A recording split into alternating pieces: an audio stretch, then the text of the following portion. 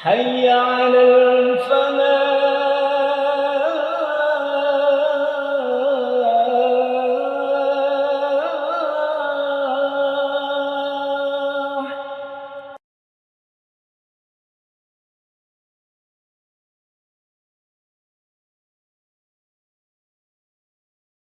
السلام عليكم ورحمة الله وبركاته. الحمد لله اللطيف الكريم الرؤوف الرحيم العزيز الحكيم ذي الجلال والإكرام.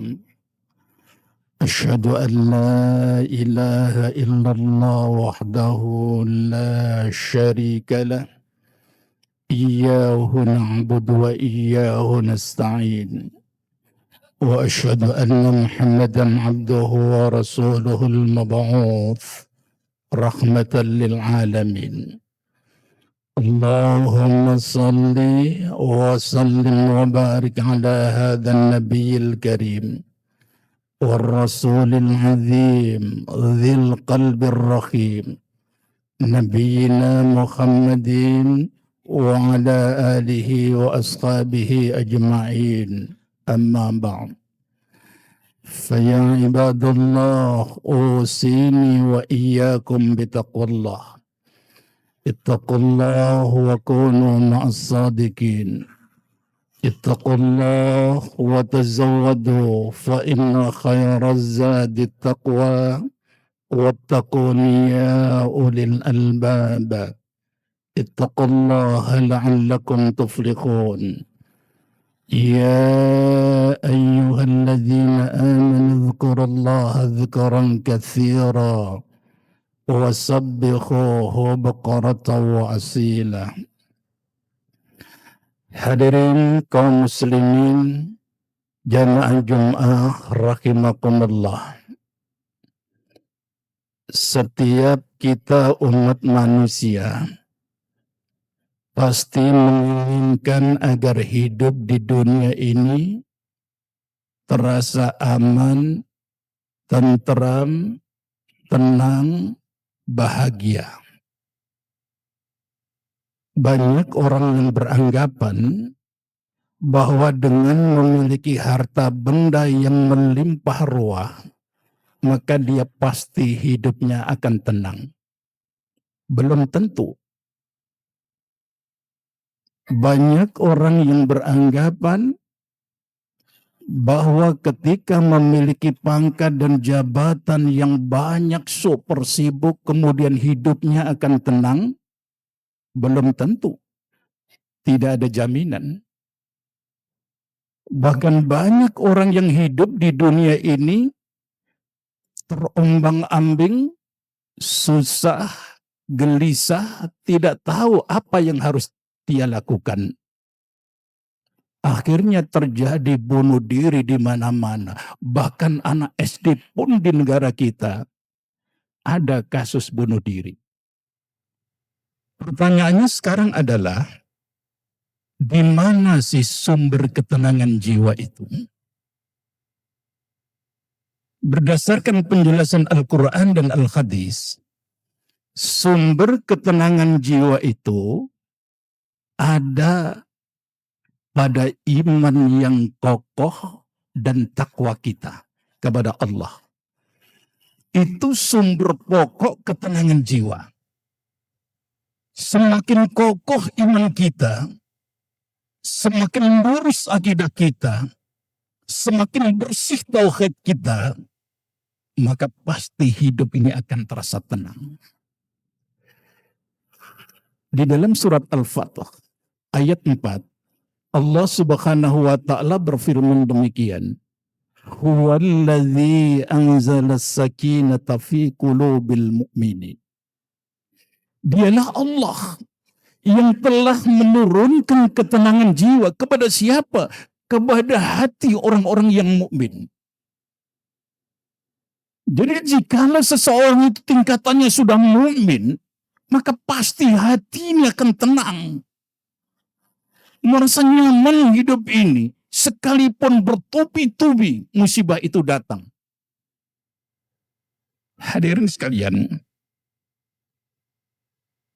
tentara yang dikirim oleh Donald Trump itu ke Timur Tengah. Hampir semuanya cemas, stres, bingung. Jangan-jangan pulang tinggal nama. Kenapa begitu? Karena kosong iman kepada Allah. Tapi beda halnya dengan orang-orang yang dari kelompok Hizbullah, Hamas, kemudian tentara-tentara Iran. Mereka cari mati syahid. Karena mereka yakin seyakin-yakinnya dengan mati syahid, di depan itu sudah nampak surga. Dan itu karena kekuatan iman. Jadi beda jauh. Orang yang beriman kepada Allah Subhanahu wa Ta'ala, hati dan akalnya akan sehat dia. Kapan dia harus melaksanakan perintah Allah? Kapan dia harus kumpul sama keluarga? Kapan mereka harus kumpul dengan masyarakat? Ditambah lagi takwa. Tidak mungkin orang yang beriman kemudian imannya kokoh meninggalkan takwa kepada Allah. Meninggalkan tunduk patuh kepada Allah. Enggak mungkin itu terjadi. Ini satu paket, Pak. Kalau ingin iman itu kokoh, maka seluruh rangkaian perintah Allah laksanakan dengan baik dan benar. Di situ sumber ketenangan jiwa ada. Hadirin sekalian, kita tidak dilarang bekerja rajin, tepat waktu. Dan itu yang Allah perintahkan. Tapi ingat, jangan sampai karena rajin kita cari duit, kemudian membuat iman kita ini lemah. Jangan coba-coba gara-gara kita sibuk kerja, sibuk cari pangkat dan jabatan, kemudian meninggalkan perintah Allah. Demi Allah, kalau itu terjadi, tidak akan mendatangkan ketenangan jiwa. Ketika membaca Al-Quran, di situ hati akan tenang. Ketika kita sholat, di situ nanti Allah akan mendatangkan ketenangan jiwa. Ala bidzikrillahi tatma'innul qulub. Jelas Allah sampaikan. Ingatlah bahwa dengan zikir kepada Allah, maka hatimu akan tenang. Yang kedua, sumber ketenangan jiwa itu terletak pada keluarga yang soleh dan solehah. Anak-anak yang soleh dan solehah, di situ sumber ketenangan jiwa itu ada. Jadi ketika seorang suami, dia soleh, dia tunduk patuh kepada Allah, enggak mungkin dia menelantarkan keluarganya. Suami yang soleh itu pasti dia, cerdas dia, kapan dia harus menghadap Allah, kapan harus menemani anak-anaknya, kapan harus kumpul dengan keluarga. Yento ini bisa paralel. Hadirin sekalian, saya harus mengingatkan setiap kita yang hendak cari mantu. Fahami baik-baik nasihat saya itu. Yang pertama, jikalau kita ingin mencari mantu, jangan sekali-kali calon mantu kita itu suka meninggalkan ibadah sholat. Bahaya. Jangan sampai calon mantu kita ini sering meninggalkan ibadah sholat. Sholat 5 waktu ditinggalkan, sholat Jumat ditinggalkan. Demi Allah, kalau ini terjadi, gak mungkin Allah mendatangkan ketenangan jiwa. Ini harga mati. Sholat, ibadah yang sangat fundamental saja ditinggalkan, apalagi yang lain. Sholat itu amanat dari Allah.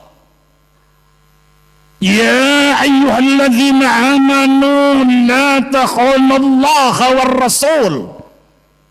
Wahai orang-orang yang beriman, jangan sekali-kali kalian mengkhianati Allah dan Rasulullah.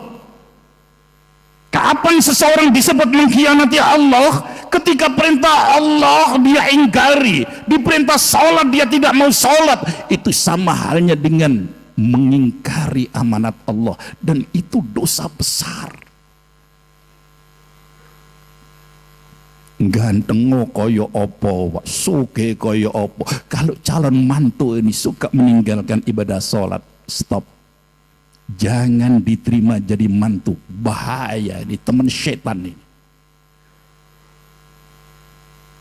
Yang kedua, jikalau kita ingin mencari calon mantu, camkan baik-baik, jangan calon mantu ini pelaku dosa-dosa besar, bahaya. Dicek dulu. Jangan sampai calon mantu kita di tukang mabuk, tukang judi, tukang zina, tukang rampok segala macam. Demi Allah saya katakan, kalau ini terjadi, sulit Allah mendatangkan ketenangan jiwa pada putri kita. Hancur, rusak rumah tangga putri kita. Jangan hanya ngejar cakepnya saja, jangan hanya ngejar kayanya saja. Kekayaanku cepat hilang, ketampanan itu mudah hilang. Yang ketiga, jikalau kita mau cari calon mantu, camkan baik-baik, jangan sampai calon mantu kita ini punya sejarah durhaka terhadap kedua orang tuanya. Dicek dulu. Tanyakan kepada teman-temannya, tanyakan kepada tetangga-tetangganya, apakah calon mantu kita ini punya sejarah durhaka kepada orang tuanya? Orang tuanya sendiri saja didurhakai, apalagi mertua. Dan sekali lagi saya katakan, siapapun anak yang durhaka kepada orang tua, jangan mimpi Allah akan memberikan keberkahan kepada mereka. Jangan mimpi hidupnya akan sukses dunia akhirat. Jangan mimpi hidupnya akan tenang dunia akhirat.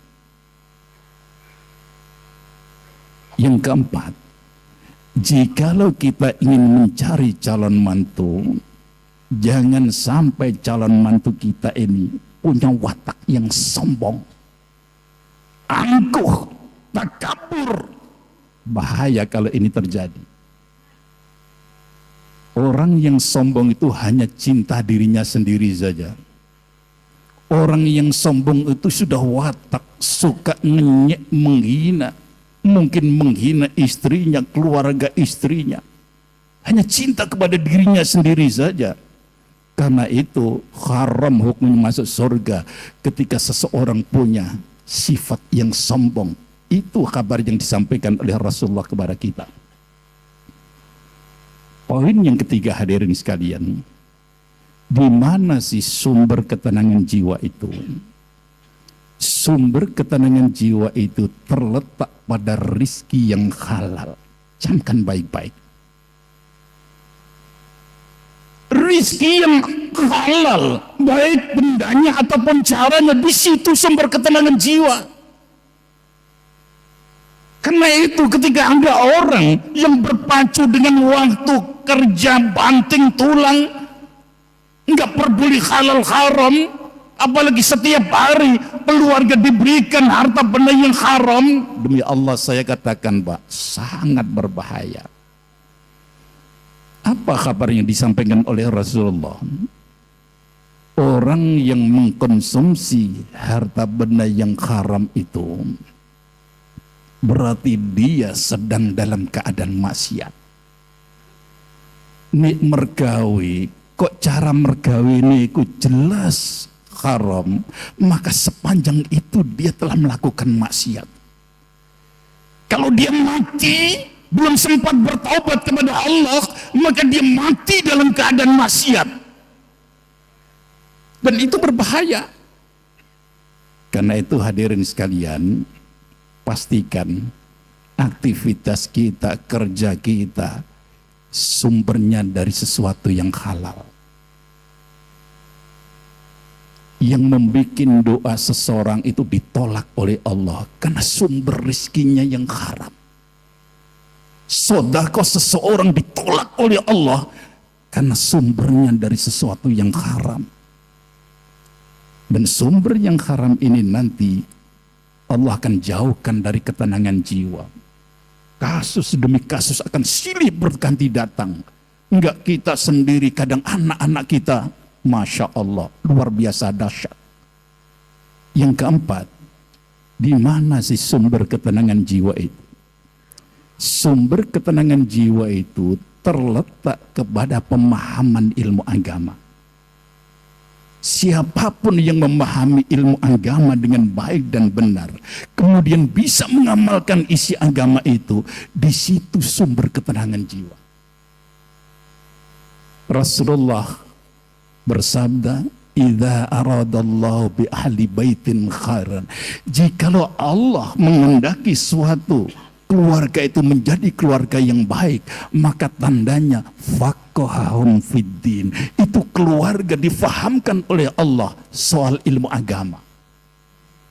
Si suami faham ilmu agama, istrinya faham ilmu agama. Si suami taat dalam beragama, istrinya taat dalam beragama. Begitu juga anak-anaknya tunduk patuh, maniak mencari ilmu agama. Di situ nanti sumber ketenangan jiwa Allah akan datangkan. Bapak Ibu sekalian, mudah-mudahan penjelasan singkat ini manfaat, sekalipun belum tuntas karena waktu. Aku qouli hadza astaghfirullah li wa lakum innahu huwal ghafurur rahim.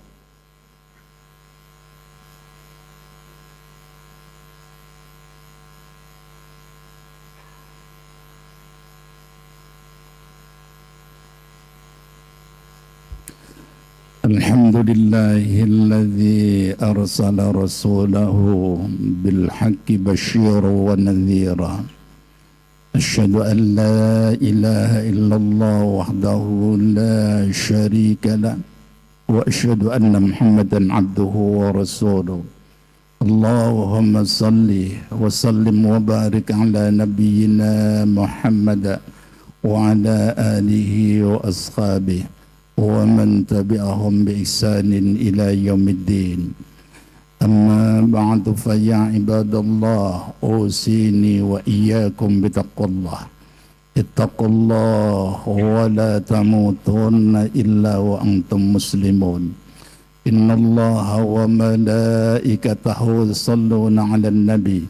Ya ayyuhalladzina amanu sallu 'alaihi wa sallimu taslima. Allahumma ighfir lil muslimina wal muslimat wal mu'minina wal mu'minat al ahya'i minhum wal amwat innaka sami'un qaribun mujibud da'wat ya qadhiyal hajat. Allahumma inna nas'aluka min husnil khatimah wa na'udzubika min su'il khatimah wa na'udzubika min fitnatil mahya wal mamat wa min syarri fitnatil masihid dajjal. Rabbana innana amanna faghfir lana dhunubana wa qina adzaban nar. Rabbana afrigh 'alaina sabra wa tawaffana muslimin. Rabbana atina fid dunya hasanah wa fil akhirati hasanah wa qina adzaban nar. Wa sallallahu ala nabiyyina Muhammadin walhamdulillahi rabbil alamin. Wa aqimis salat.